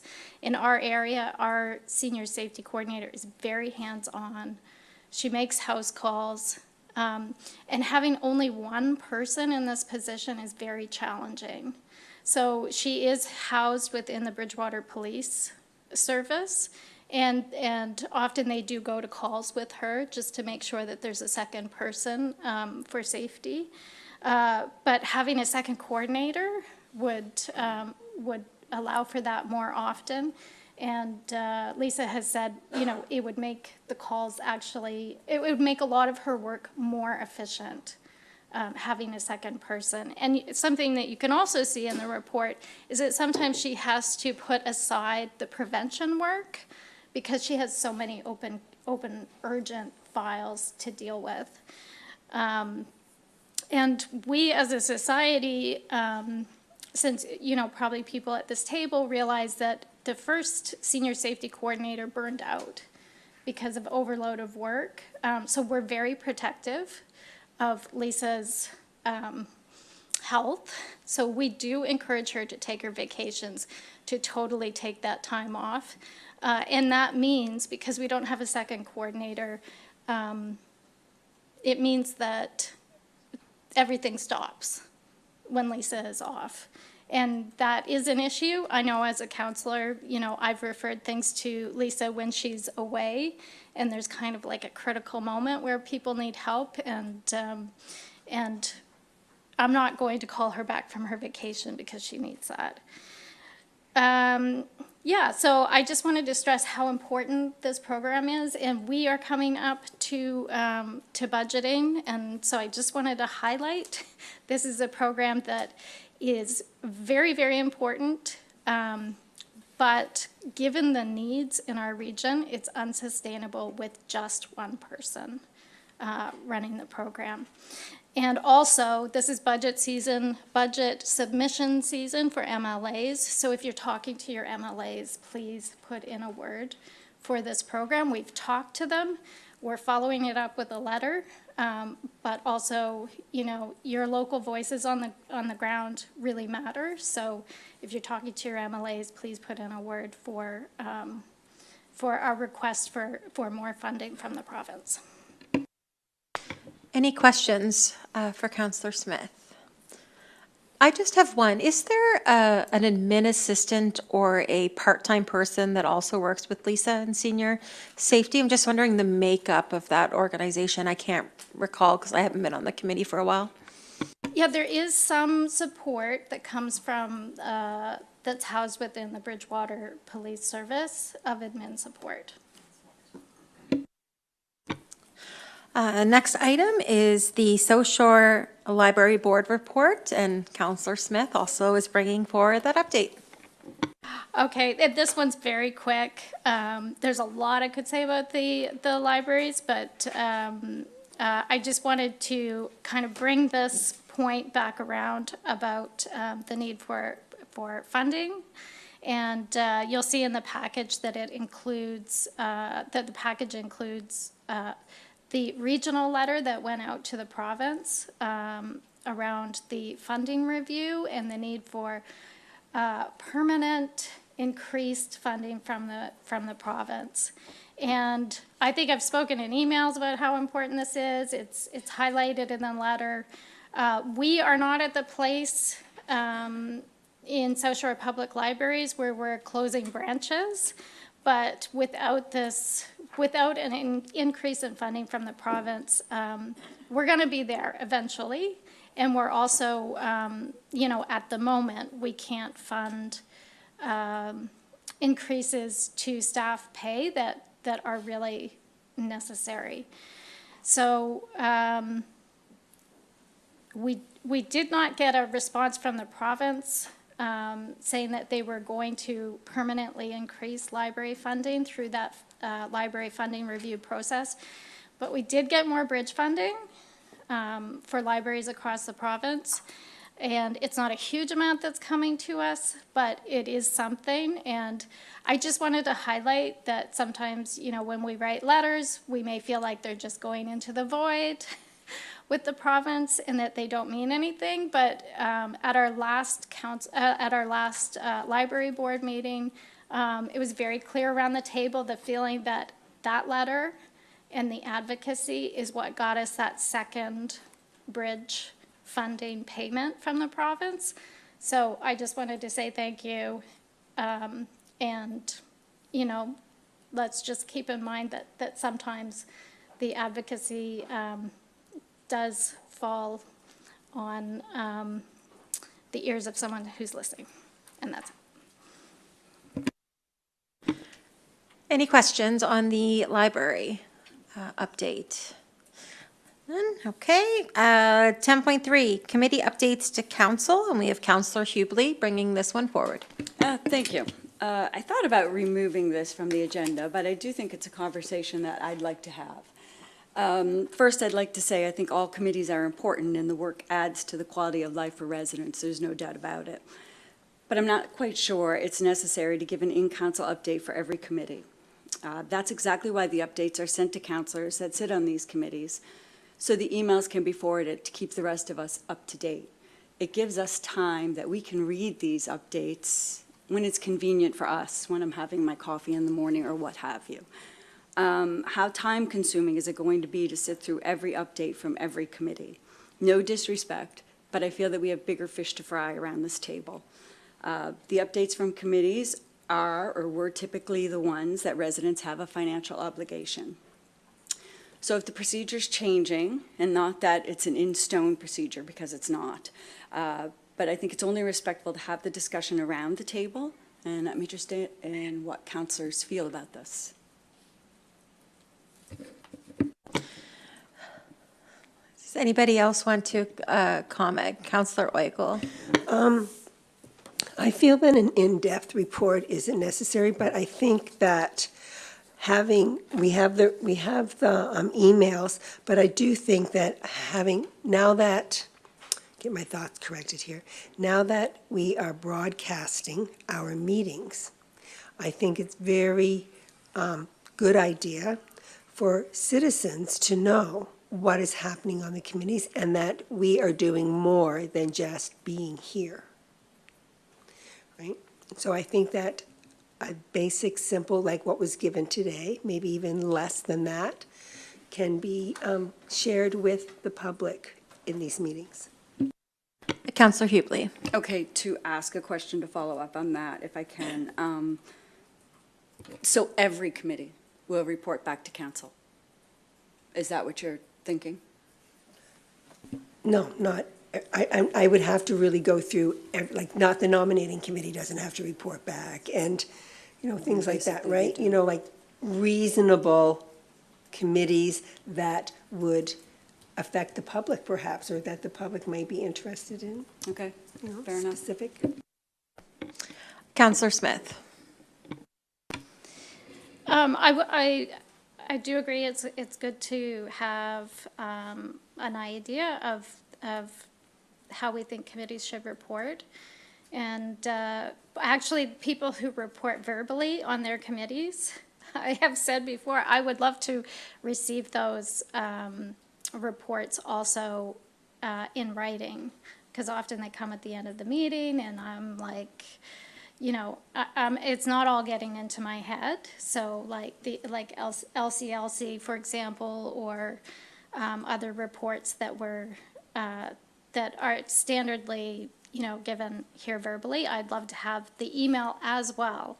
I think what I would love is if it could be left to our discretion, that if something important is going on a committee, as I tried to demonstrate today, that we think that the public should know about, and council should be able to have a discussion if, you know, if warranted, that we should be able to bring those things forward, because I think committee work is a big part of our life.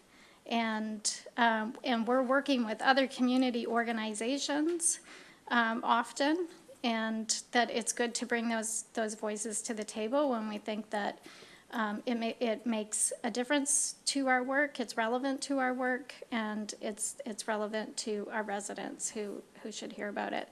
I certainly would not request that I report every single time, you know, every month after each committee meeting, but the ability to do it once in a while when something comes up, I would really appreciate that. Councillor Hughley. I'm okay with the conversation. It's not a hill I want to die on. I just think that sometimes we do have long agendas. It's hard to pay attention at the end of a meeting, and to have someone update for things that I've already read the emails that go out around. Sometimes I think it's unnecessary, and I think it's not the best use of our time. I won't fight it any further, absolutely not, but I'm not in favor of this. Is there anything from staff's end that is in our, like, I know we have a standing item for the MGSB updates, as well as the LCLC updates. Those, as being part of the agenda briefings, they come up in a cycle, but those are the only two that we do right now. Those came about as standing items at the request of council during the previous term, because they're municipal corporations, and decisions are made there that can affect the municipality's budget and some strategic goals. So council at the time felt it was important to have them as regular, and then left every other committee to the discretion of the individual council members. So items come back from committees when there's a decision point for council, or when a council member feels like there's an important topic to be updated on. So are we comfortable with the discussion that we've had, and just do it on a kind of a case-by-case basis if there's something important to bring forward? If not, it's not an expected standing item that will be done, but more on a case-by-case basis. Councillor Hughley. I have to say something a little rude, and I'm going to apologize. Sometimes I feel that this is grandstanding, and I don't appreciate it. And that was the reason I brought up the topic. I'm happy with the conversation, and I'm happy to go forward the way we are. But I feel I have to say that. A point of order. I mean, please, like, to say that I'm grandstanding on the library or senior safety. So point of order has been called, so we... Question the motives of another member, and he was out of order. Okay.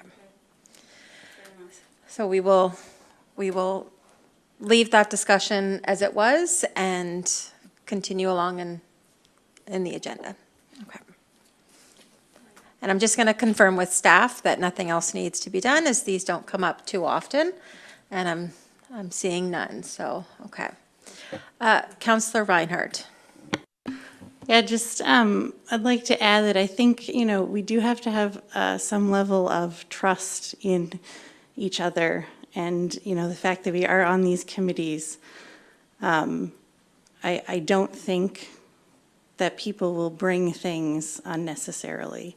So I think, like, that's part of having trust in each other, to be on these committees and to only bring something forward if it is necessary. So I think that's part of this process that we're doing, so.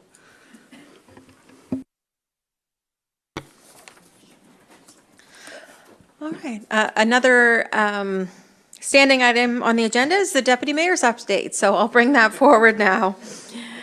As many of us around the table, we've participated or attended in fire prevention activities in our own districts. I was happy to attend the Lunenburg District Fire Department. They put on a great community event for the town and the municipality.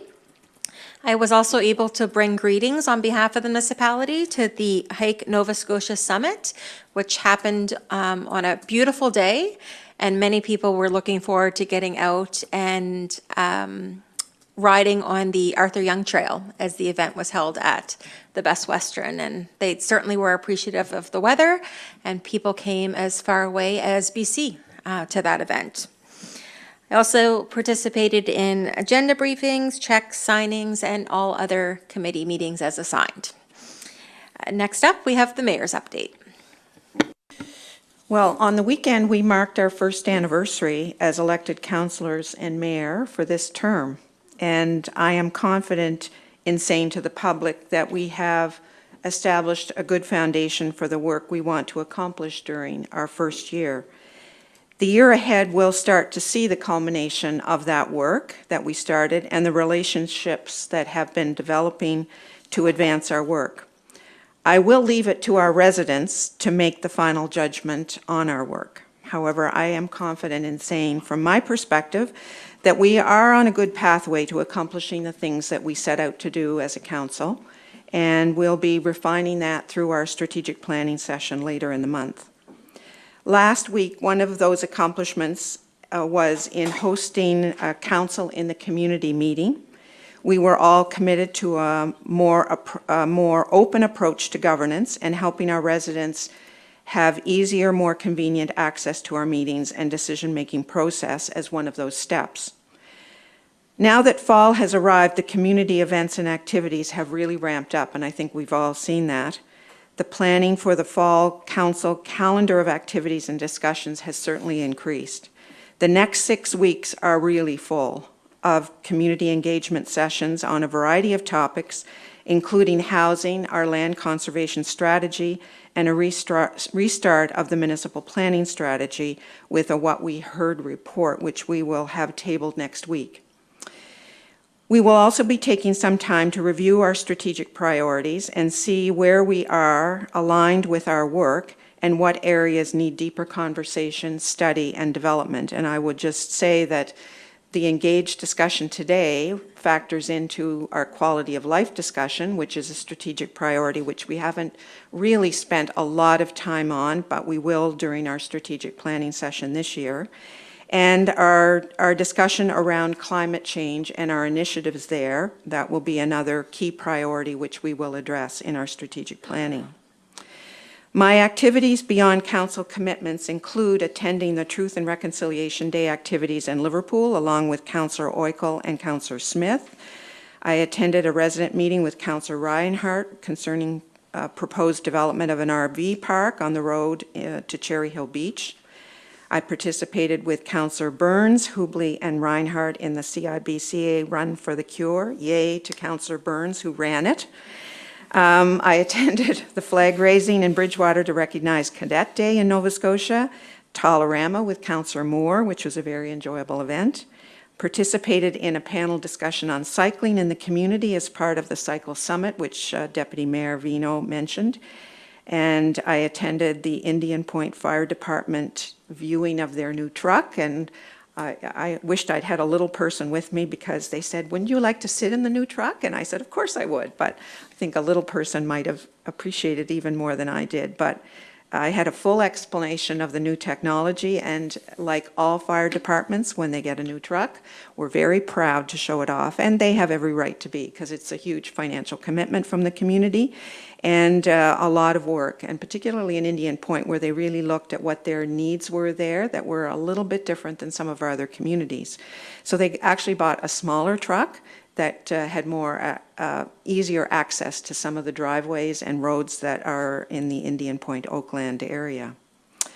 I spoke at the 4-H Provincial Show, which was a fabulous event, and also attended and spoke at the Female Firefighters Weekend event, which was, for me, a really interesting insight into the fire service that we have developing. There were 60 women in that room, and the average age was significantly younger than many of, when you go to attend a fire service meeting, the age of the service is older, but the women that are joining are, I would say, by and large, just by looking in the room, quite a bit younger. I attended a meeting looking at innovation and business development for the area, including representatives of the Business and Economic Development offices in Lunenburg and Queens. And I should mention that this is Small Business Week. So if you have a small business in your community, make sure that if you're not visiting it, that you do over the next few weeks. You know, local commitment to supporting small business keeps those businesses alive and well. And I will share just a tiny little story. During COVID, of course, we all know how difficult it was. And I still remember at the time a resident coming back. She said, I drove by and there was no one in your parking lot. This was at the market. And she said, I just came back and I just came in to buy something because I want you to still be here when this is over. So that, I've never really forgotten that, because it's all the time that we need to remember that, yes, there's convenience in shopping, perhaps at some of the larger offerings we have in our community. But the small businesses, which is what most of our businesses are in Lunenburg County, are small businesses, under 10 employees, probably under 5, but under 10 for sure. They are the lifeblood of what keeps us going. And we certainly heard that in our municipal planning strategy discussions, the importance of home-based businesses and all of the businesses that reside in the district. And last week I attended an event in Lunenburg recognizing the International Day to Eradicate Poverty, which featured a really, really interesting discussion on basic income guarantee. If you have not read or thought much about basic income guarantee, I suggest you look it up and read a little bit about it, because it is a really, I think, progressive concept, and one that's been piloted all over the world and a lot here in Canada at a number of locations. But something that I think as we move through a time when we're looking at how we deal with poverty, particularly child poverty in our community, it is a policy decision that does offer some really constructive ways of addressing those issues. So that would be my report. Just one last thing. I am very concerned about the water situation in our community. And the numbers are growing day by day. And I have reached out to the Minister of Emergency Management, Honorable Kim Maslin, to discuss this with her, because we are going into winter, and the current situation that we have, I'm not sure how we're going to get through a winter unless we are planning for a continued drought, because I'm not sure we're going to get enough water in the next 6 weeks to take us through the winter. So it isn't really our problem, but it is our problem. And we are doing a lot of things here and have for a number of years, but it's grown to a point that it is beyond us to really address this in a more comprehensive way. So I just say that I am very worried about this. Any questions or comments on Mayor McLean-Wiles' update? You've been busy. Very extensive update. And as she mentioned, the next 6 weeks are going to be busy for all of council, and lots of opportunity for our residents to come out and engage with us on various topics. And with that, we will move in camera. And I'd like to put on the floor to get a motion to move in camera. Moved by Councillor Burns, seconded by Councillor Moore. All those in favor? Opposed? Motion is carried unanimously.